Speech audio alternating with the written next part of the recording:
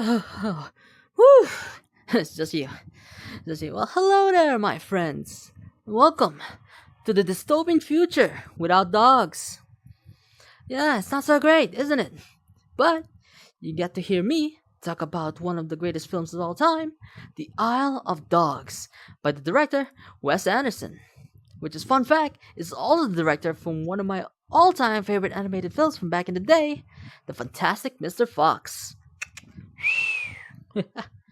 I can't whistle, but you get the reference. Of course, most of the color hues and direction is inspired by the old Japanese paintings used in the movie itself, with its lighter shades of almost like painted with watered colors. With the limited coloring choices, of course, at the time, as to which show its earthly color choices. The film's muted tones often evoke a sense of melancholy, emphasizing the dog's abandonment and the isolation of Trash Island. In contrast, moments of brightness, such as the fiery orange sunsets or the pastel colors of Megasaki City, flashbacks create warmth and nostalgia, highlighting memories of better times. The one key scene is the opening of Trash Island with its bleak, ashen tones, evoking a sense of despair and decay. As the dogs journey together, the rare pops of brighter colors gives us a glimpse of their resilience, providing us with subtle emotional uplift.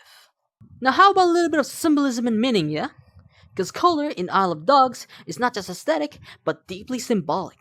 The color red, for instance, appears sparingly yet powerfully, representing resistance and hope, most notably in Atari's clothing. Now, Megasaki City's more vibrant palette, particularly its warm lights and reds, symbolizes human civilization and order, contrasting sharply with the cold, decaying palette of Trash Island.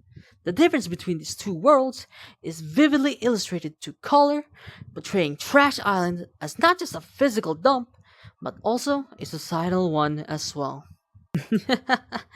I like how the dog Chief, who was shown at the beginning with this black fur coat, who sees humans as untrustworthy and very semantic, both literally and metaphorically, change colors all throughout the movie when he learns to accept Atari and be more open minded. Well, after the boy gave him a bath that quote unquote washed away his prejudice and showed a more white coat with spots, which very much complements and unifies him with Atari much more. Overall, Anderson often uses color theory in a thoughtful way. The film has moments of complementary color schemes, such as the use of blue and orange in nighttime scenes, which creates both contrast and visual harmony. Of course, the analogous color scheme in the form of browns, tans, and orange during the Trash Island scenes create a sense of desolation, but continuity. These choices effectively bring out the visual tension in a more dramatic moments, but also allow for moments of calm when needed. For instance, when Atari and Chief develop a bond, the color palette subtly shifts, incorporating warmer tones to reflect their growing connections. So, in conclusion, it's so freaking good! This movie has so much artistic identity, it's freaking crazy, man. From the way they uses lighting, even in bright spaces like this, just you can see that subtle highlights. Just shows that even in the darkest of places, there's still hope. But of course, this movie is not perfect, and it's not for everyone, I get that.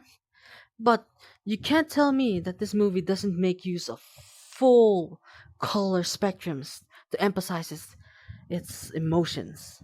The way it uses subtle shading to emphasize different subtle emotions along with it as well. It's just what? But of course, that's just my thing, Claudette. You could say it's kind of like a theory. A color theory. Thanks for listening in, and if you'll excuse me, I'll continue on my merry way. Trying to find a dog or two, maybe. And I'll see you guys in the next one. Peace.